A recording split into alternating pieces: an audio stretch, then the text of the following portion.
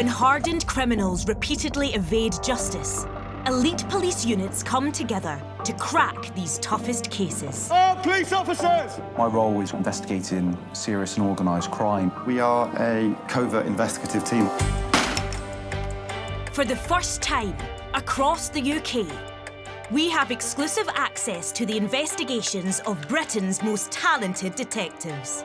We'll spend years putting together all of these tiny pieces of evidence. The most bizarre investigation I've been involved in. And share the methods and evidence that can bring these criminals to book. Handguns coming in from the United States. He had the drugs. That is a lot of money. A real whodunit. This time, in Gloucestershire, a dangerous gang dealing drugs and guns from other counties. They found a shotgun in the boot. Our concern then is what other firearms could he have access to? A fraudster stealing hundreds of thousands while living the high life. Yo, Justin Harrods, man, nice braid, son. Viva valued these claims that they paid out in the region of about £200,000, and they were starting to realise that this was one big fraud. And a heartless group buying and selling Britain's wild birds for profit. I was receiving a phone call from one of my colleagues that there is an aviary that's massive, that is chock-a-block full of wild captured goldfinches.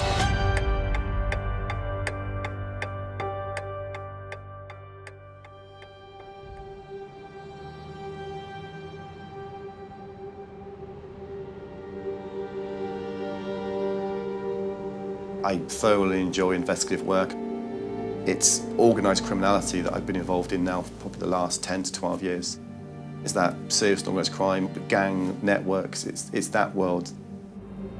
In Gloucestershire between 2020 and 2021, there were over 1,600 drugs offences recorded, more than 4 a day. There's organised criminals here in Gloucestershire in the same as any other town or county, maybe not at the same level as the likes of London and Manchester, but we still have proper serious criminals. One criminal whose name kept cropping up more and more was local drug dealer Lee Fisher. He's lived in Dursley all his life. Our view at that time from a drugs intelligence perspective was that he was involved with his brothers, with his family, and with people he'd grown up with. It was a very sort of close-knit community. Dursley is a very small town. Yes, I'd heard of Lee Fisher. My view originally was big fish, little pond.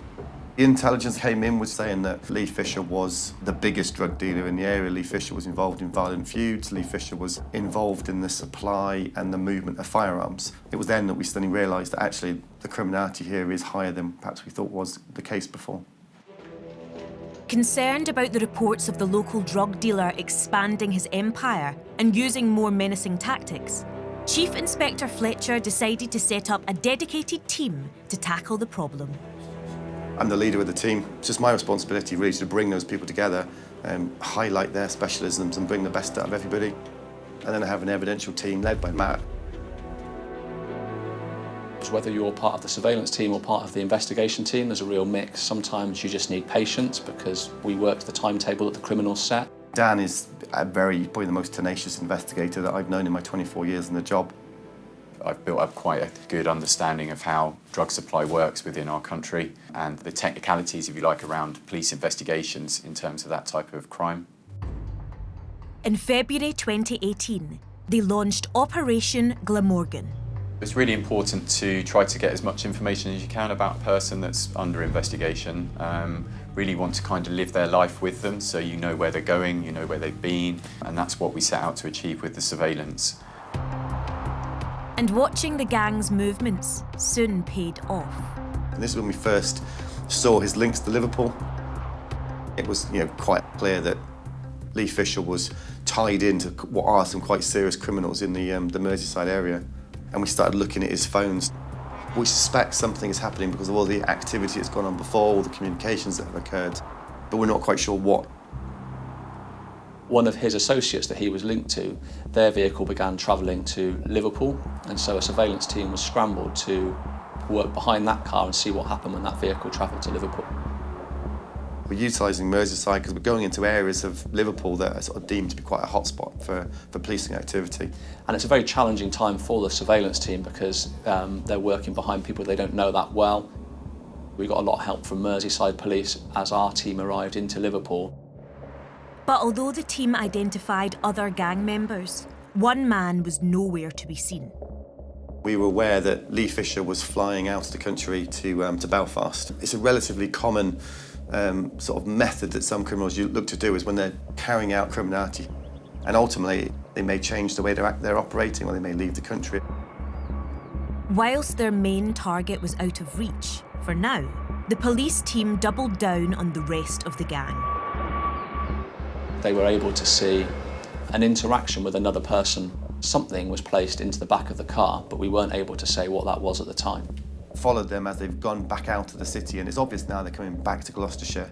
So I've asked Merseyside police to stop the car, suspecting that there's something in the boot of that vehicle, and I want to know what it is.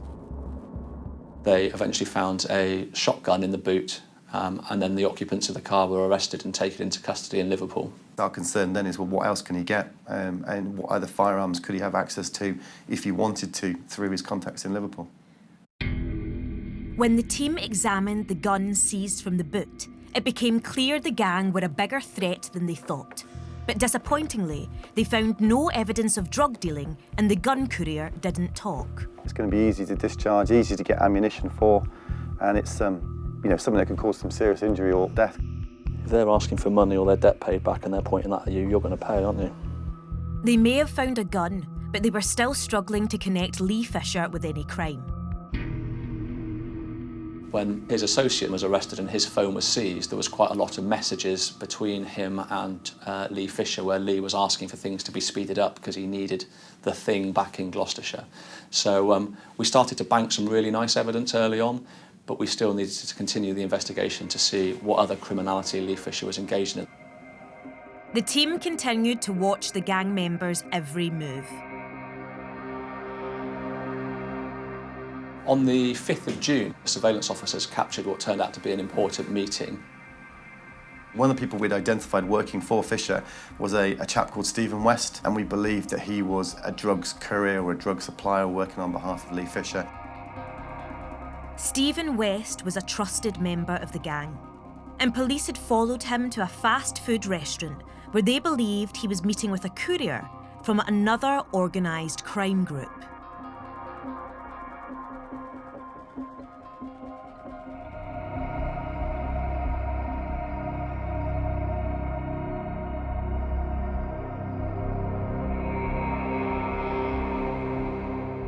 We saw the courier drive in, Stephen West walk across the car park, meet up with the courier, jump into the car and then come back out again, and there's a potential exchange of bags that has occurred, identifying potentially a route of some of those drugs coming into Fisher's enterprise. The team thought they had evidence of the drugs route, but with no drugs or sign of the main man Lee Fisher, they couldn't risk going in too soon. There's always a risk whenever you execute a warrant that it may tip the hand to the person you're looking at. They may change the way they're operating, or they may leave the country, etc., or leave the county. But it's a risk that you have to balance up and understand. And if you're being frustrated, then sometimes that's what you need to do. And they decided to take a risk after watching an address in town. We saw Lee Fisher go there on a number of occasions. We saw Stephen West go there on certain key dates when he then went on to meet one of the suppliers. I arranged for my intel team to obtain a warrant for that address, and on the 22nd of June we go to that address and execute that warrant. But unfortunately, there wasn't the large amount of drugs that we were anticipating might be present. We also identify a number of weapons that are stored there that aren't criminal offences per se, but it does give us the penchant for what people are carrying around with them. However, we did seize a number of quite important items such as scales, wrappings and things that show that drugs have been prepared there, and also importantly we seized 1 or 2 key mobile phones. But over the next couple of weeks, once the phones seized were downloaded and we started to understand what had taken place there, we knew that it was an important part of the investigation and it would give us some good information about Lee Fisher particularly, and some of the messages on the phones about how he was able to source drugs and sell it to others. They stepped up surveillance on the gang, and in particular Lee's brother, Daniel Fisher.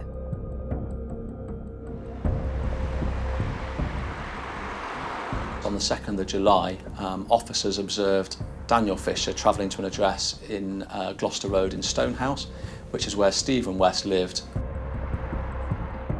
They moved in and out of the house on a number of occasions. It's my belief that he's potentially picked up items from that address. I give the instruction to say that I want Danny Fisher detained and searched, and he stopped on the street outside his car, and he's found to be in possession of a quantity of drugs and mobile phones. So he gets arrested, and at the same time, because we've arrested Danny Fisher, I give the instruction as well that we're going to go in and execute the warrant that we've already got for Stephen West's home. Sadly, probably the best thing we found there was 2 empty kilogram block wrappings. So cocaine's packaged in a very particular way, and it's quite obvious what they were. But again, we were slightly frustrated that the timing wasn't quite right and we hadn't seized the drugs. At first sight, the raid again didn't seem to have surfaced much, but what they thought was an innocuous piece of paper turned out to be a key breakthrough, a dealer's list. Really importantly, some dealer lists were seized, which basically was their written record of all the people they'd been interacting with over the previous months. That was gold dust. It was an absolutely brilliant piece of evidence. Look at the figures so that we could understand the money that was coming through. Once you understand the money, you then understand the amount of drugs. What we were able to do was look at those people that we suspected were involved in the group, match up their initials, because it wasn't that hard. Many of the initials, well, all of them, I think, matched the people that we were looking at. I can't really put into words how important that piece of paper was in terms of the investigation. The police now had strong evidence to implicate the lower members of the gang, but not enough on the boss, Lee Fisher, who had become evasive. He left Gloucestershire because at that point in time he felt that the police activity had got too much, so he needed to start to distance himself. Mobile phones are great, you don't have to be in the area to be involved in what's going on. You can go and live somewhere else and still orchestrate. But only 5 weeks later, Lee resurfaced. And ironically, it looked like the police's best chance of implicating him would be through his dealings with a different gang. On the 16th of August, Lee Fisher had been shown through all these events to be communicating with someone who was quite a significant drug supplier in Gloucester. They did everything they could to prevent us from seeing the meeting. This is a meeting of minds. This is a meeting of the heads of the 2 OCGs. There was one piece of the evidence jigsaw that remained to be filled. On paper, we had quite a strong case, but where we were lacking it was a significant seizure of drugs. As the surveillance continued on the 16th of September, a further important event took place where a number of people were seen to come together in a small village pub in one of the villages on the outskirts of between Stroud and Dursley. And Lee Fisher was seen to meet with somebody called Mark Bainbridge, who was potentially a customer of his. One of the perks of the job is to go and sit in the pub and try and listen to the conversation or understand what they're doing. I could see phone calls being made by the key people in terms, and then they went outside for a meeting. Lee Fisher was calling the head of this organised crime group and vouching for Mark Bainbridge as a customer and setting up a meeting between Mark Bainbridge and one of the head of this organised crime group suppliers later on that day.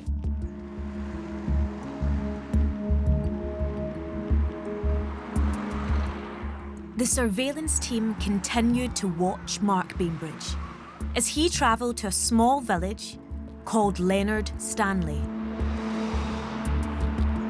which we knew from experience was a meeting place where the people supplying it quite like to meet customers to supply drugs. So again, we are able to capture the exchange that takes place. One of the really great things for me that we saw at that point was that the footage showed that Mark Bainbridge had a big lump of something white in his pocket, basically. You could see it. It tends to be on a drug deal, you'll see people come in nice and slow and they'll have a look around, you know, they make sure the coast's clear, and then when they get the stuff, they're like, and they're off. I've made a decision that we're going to look to put an intervention in on this point. And then a short time later, that car was halted by uniformed colleagues, and he was found to have a quarter kilo of drugs in his possession. We knew that was going to be the final piece of the puzzle to really strengthen the case. We had so many pages and pages of call data and surveillance evidence that we just needed something to prove to a court exactly what they were talking about or phoning each other about, or what those meetings were about. This particular day was really important because it showed the quantity of the drugs that Matthew Cornwall was supplying, and it also showed the quantity of the drugs that were going into the Lee Fisher organisation. Lee was arrested in Dursley, just not far from his home address, and he was brought into custody for, while searches took place at a lot of other addresses. So in total, 13 people were arrested and charged. Stephen West pleaded guilty to conspiracy to supply cocaine and was sentenced to 6 years and 9 months. Daniel Fisher was charged with conspiracy to supply cocaine and sentenced to 5 years. Mark Bainbridge received a sentence of 4 years and 4 months. The gang boss, Lee Fisher, was charged with 2 counts of conspiracy to supply cocaine and sentenced to 6 years and 9 months in prison. It felt fantastic that we've got him. He's been prosecuted and he's now at Her Majesty's pleasure.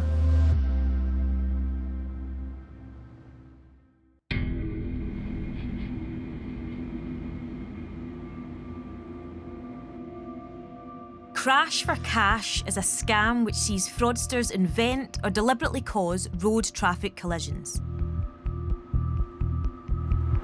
It costs £336 million every year and increases the cost of all drivers' premiums.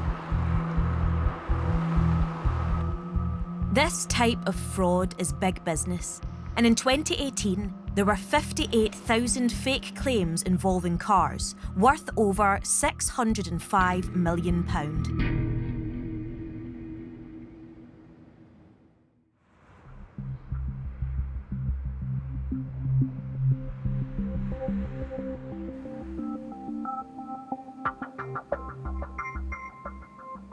I joined police at the age of 16, straight out of school. I was a police cadet, and then joined the regulars at 18.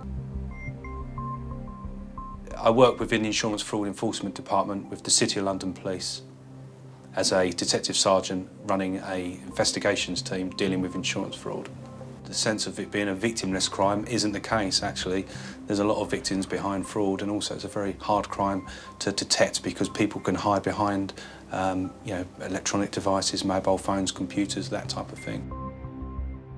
Sergeant Hussey's unit is responsible for 580 convictions at court, resulting in over 300 years of prison time. We deal with all types of different insurance frauds, whether that's crash for cash, doctors, dodgy solicitors, to basic claims fraud.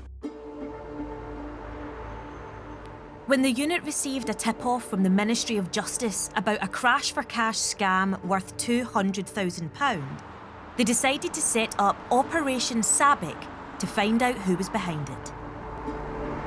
A solicitor had reported fraud in that they'd been receiving a number of referrals that had come through that were fictitious road traffic collisions, and highlighting to us that this was a fraud and needed investigating.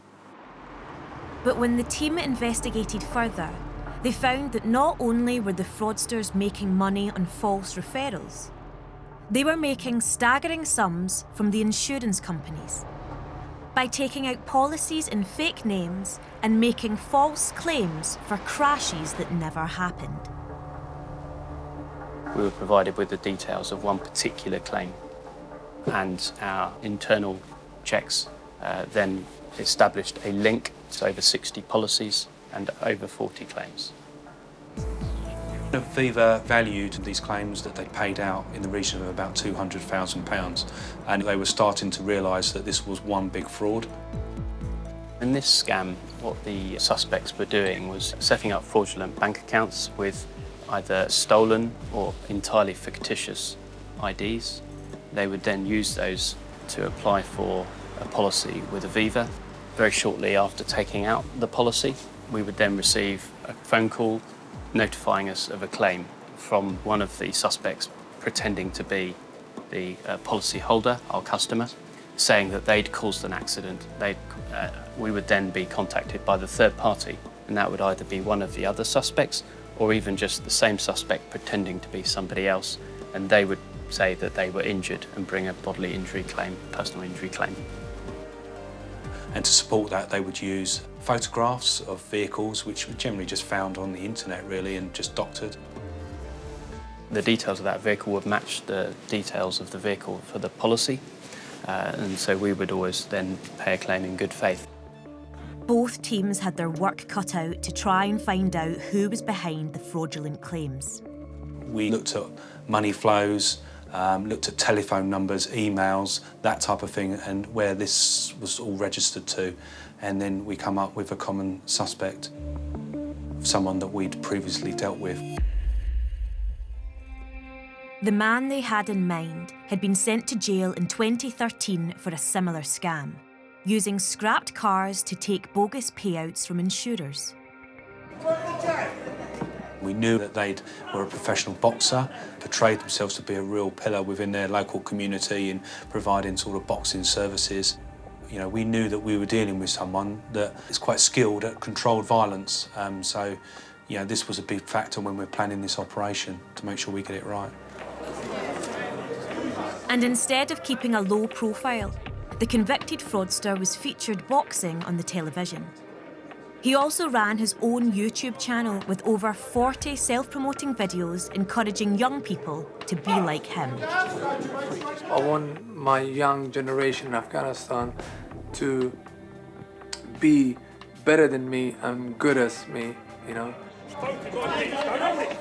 Using his past to evoke empathy and support.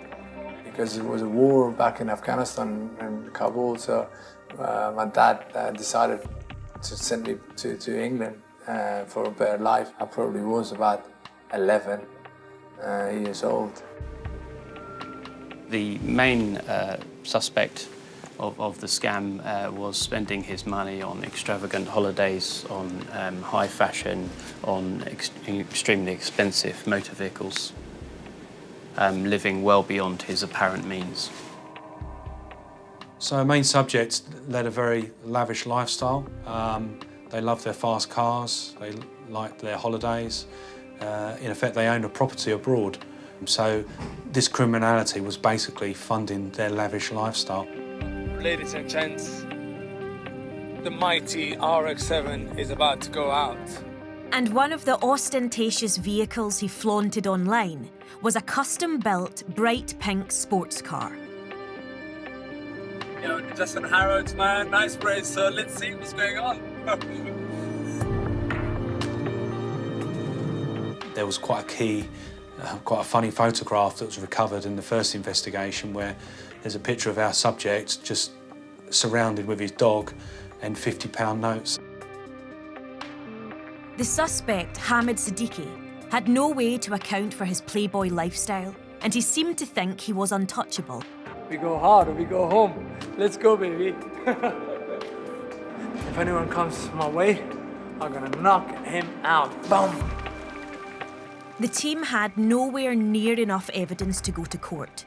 Their only option was to attempt a search of properties connected with Hamid.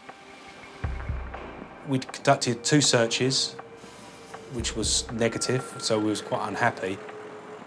We then come across some other information as to another address where he potentially would be, which was a shop premises in northwest London. It was a little bit strange, really, because all the other premises were, you know, greengrocers, newsagents, bakeries, cafes, that type of thing. And there was this one premises that had blackened out windows, like mirrored glass. We kept knocking and still no reply. There was a slight little tear in the mirrored glass. So as we were looking through the glass, we saw our main subject hiding behind the desk. And eventually, I think he weighed up his options and realised actually the game was up, and he came and opened the front door. At the rear of the shop was like living accommodation. It was just a single bed and a small kitchen. But within that area, we found things like bank cards in different people's names. We found mobile phones, stolen identities, and it turned out that a lot of this information was linked to our case. Incredibly, we found this main suspect to have a conservative estimate of over 100 aliases. Practically, that would mean that he would have to have fake ID or stolen IDs, different telephone numbers or contact numbers, or a number of them, and understand which one was related to which alias. The team had uncovered an incredibly complex web of lies, but not the critical evidence they needed. And it looked like it had been destroyed. We've got special equipment that can recover deleted data, for instance, and from that we realised quite quickly there was evidence on there to suggest that he was making up claims with Aviva, instructing other people on what to say. It was the breakthrough the team needed. And in another surprising twist, they discovered Hamid had recruited his own girlfriend into the crime. From listening to conversations on the call recordings and listening to the main subject's partner, we knew that it was her. So we then started to build a case around her, looking at obviously her involvement, and we recovered mobile phones that when downloaded we realised that actually she knew exactly what was going on, as she was receiving instructions from her partner as to what to say, what to do in relation to these claims. After an exhaustive year of collating and gathering evidence, the team had cracked the case. At court, the defendants pleaded guilty. Sadiqi's 32-year-old girlfriend received an 11-month suspended sentence. For masterminding such an elaborate scam, Hamid Sadiqi himself was sentenced to 4 years in prison. The police are now looking to recover funds that were illegally obtained under the Proceeds of Crime Act. The suspect was extremely overconfident in his criminal ability. That led to greed, and ultimately that led to his downfall.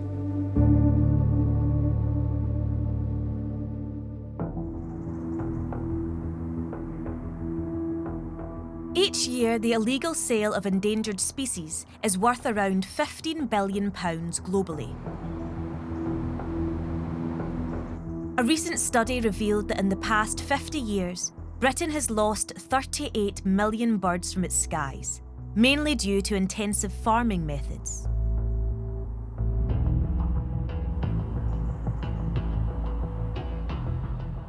Illegal traders in the UK sell wild birds for between £50 and £120, depending on their colouring and birdsong.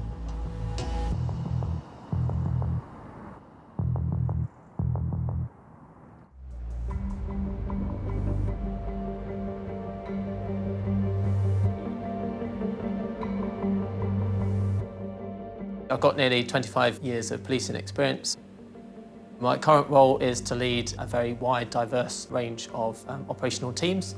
The Wildlife Crime Unit, which is a unit of specialist, highly trained detectives with a research analytical capability. Over the last 12 months, we have investigated just under 500 wildlife crime-related matters, and this has translated into about 150 allegations of crime. When you look at the added complexities of wildlife crime, not only do you have the associated criminality, and unfortunately, this is obviously leading globally to certain species becoming nearly extinct, and it has a real impact on the communities where they survive and rely upon these species and their existence. Within the team, we have a number of highly specialist detectives. Tara is one of our finest detectives, and back in 2018, she championed what was obviously a very unique case. I've got 30 years experience. I've worked in lots of different departments, both uniform and plain clothes, and I now work in the wonderful world of the Wildlife Crime Unit. We work very closely with what are referred to as borough wildlife crime officers. So these are officers on the front line. I work for a department within the RSPCA called the Special Operations Unit. It's a plainclothes division of the inspectorate. We investigate organised animal crime. So that tends to be anything that is either financially driven or is gang related, such as dogfighting, badger digging, puppy dealing is a big area of our work, and in amongst that is the trading wild birds. At the start of 2018, Operation Savannah was launched to investigate a gang behind the illegal trapping and selling of wild birds in the southeast of England. The information was that this East London pub, the Bell in Leytonstone, was as regular as clockwork, so every weekend was having a bird club. This was an opportunity for men from roughly about the age of 18 to the age of 80, attending on a regular basis, meeting up there. There was even a poster that was put at the front door of the pub on a Saturday morning advertising Bird Club, £3. Someone's had to do that. They're making money on the door, obviously not conducive for a pub to be open and running. This was a private affair that was arranged. To trade a British bird in this country, it has to have a ring on its leg. So it has to be shown to be bred in captivity. What you can't do is catch a bird from the wild and then sell it. The most inhumane way that they will trap birds is called liming, the use of a non-setting glue. So things like rat glue, people can buy it for pest control. They'll smear this glue on things like forestry wire, so thin wires that are quite rigid, and then stick them in the ground surrounded by feed. And then they'll have a decoy bird in a separate cage, which then attracts the birds down. So when the birds land to feed, they get these wires stuck to their feathers, which stops them taking off. And then the trapper will come and just scoop the birds up. Another common method to catch wild birds is to use a small wooden cage trap. This is a standard single cage trap. You can see it's wooden wire. You see this is the lid with a spring on it. This is the actual trap trigger. What they'll do is set that against the back of the trap, and that's the trap now set. As the birds come in and land on the trap, it gets triggered. To attract the birds, seeds are placed next to a decoy bird, which is held in place with a hook. You put the bird down, you tether it to another small post, and then the bird would attract other birds' attention by trying to fly away, but unable to, but yet still tethered to the ground. The main injuries to the bird will be, once the bird's inside, what it'll do is it'll beat itself against these bars because it's under stress all the time. So you're going to be getting damage to the primary feathers as well as its head when it's trying to squeeze through the bars. Trying to develop intelligence around this area is a challenge because the people involved in this activity, they won't give us any information. As the operation developed, we realised that we needed to expand it out away from the pub. At least 3 of the people attending we'd had previous prosecutions with. Some of them that were named already had previous convictions in relation to animal cruelty, but mainly around offences relating to birds and the capture of wild birds. The additional evidence was allowing us to confirm who was actively involved, who we felt were the ringleaders, and make sure that the evidence was sufficient for a judge to grant us warrants for the pub and 3 other addresses. But as the investigation got underway, more challenges appeared for the team. The 3 addresses that were of interest to us, they were Essex area, so they were past our borders. So we also had the problems of making sure we had suitable support from other constabularies and making sure that our teams were able to deal suitably at those 3 addresses at the same time that we were entering the Bell pub. We couldn't do one after the other because we couldn't afford for somebody to tip somebody off, the evidence being got rid of. We had to develop the information to make it actionable so that we knew when the optimum time was to strike at the pub, and that took a number of weeks. Where the pub was situated is on a really busy high street in London. You've got shops at the side of it, shops across the road, traffic on the road, people coming and going, extremely busy. But equally what we didn't know was how organised the event was. Did they have people outside watching to see if there was anybody on the street? Were they clocking any strangers coming in? After meticulous planning, on the 2nd of February 2019, the Wildlife Crime Unit, together with the RSPCA and the Metropolitan Police, raided 4 addresses. Fantastic day to do it. The Bell pub was absolutely heaving. I can't say I've ever followed a police raid into a pub, which was unusual. You wouldn't expect this sort of activity to be happening in a pub. They were serving food, and you've got all these people walking past you with birds, just going into the beer garden. Police had gone in. Anybody who was holding a bird or stood near a bird moved away. And in some cases, throw the birds over the fence because they knew straight away that what they had in their possession was illegal and they didn't want to be seen near that bird.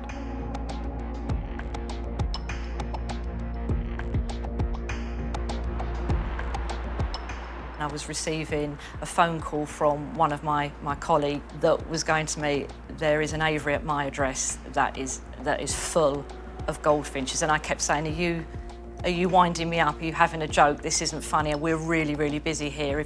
No, I'm not. I'm really not. Are you sure?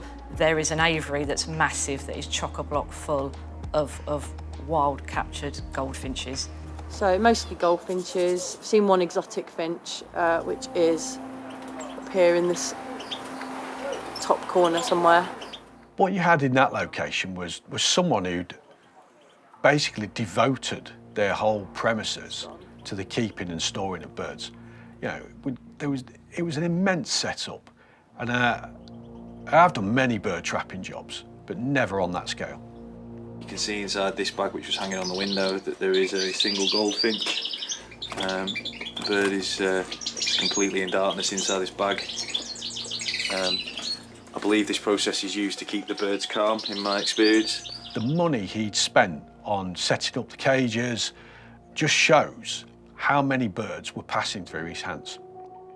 He was trading birds on an industrial scale. That's not something that you would see regularly. He was one of the main players behind the pub.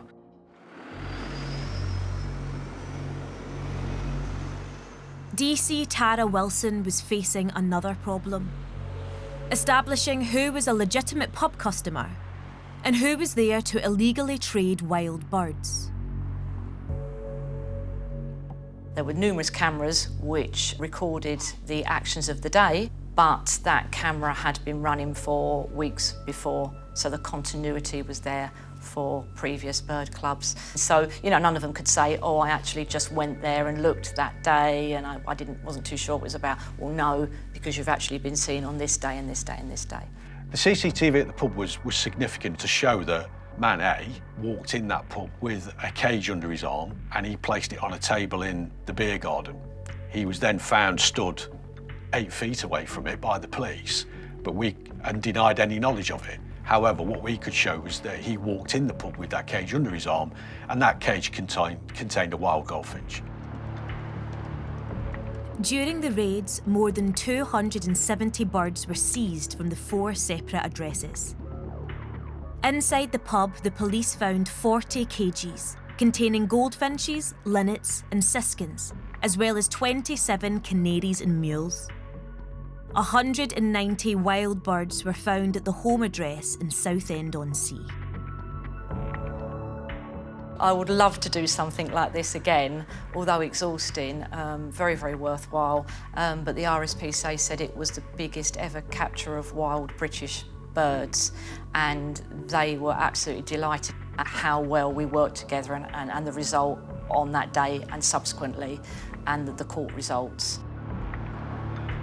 Operation Savannah prosecuted 17 people for various offences related to the keeping and possession of wild-caught birds.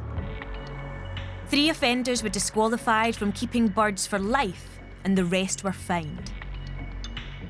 The mastermind behind the Bird Club was sentenced to 6 months in prison, suspended for 2 years. He was also ordered to pay £28,000 in costs. It sends absolutely a clear message to these sort of people that their activities aren't tolerated. It's not acceptable. The public won't accept it, let alone the courts.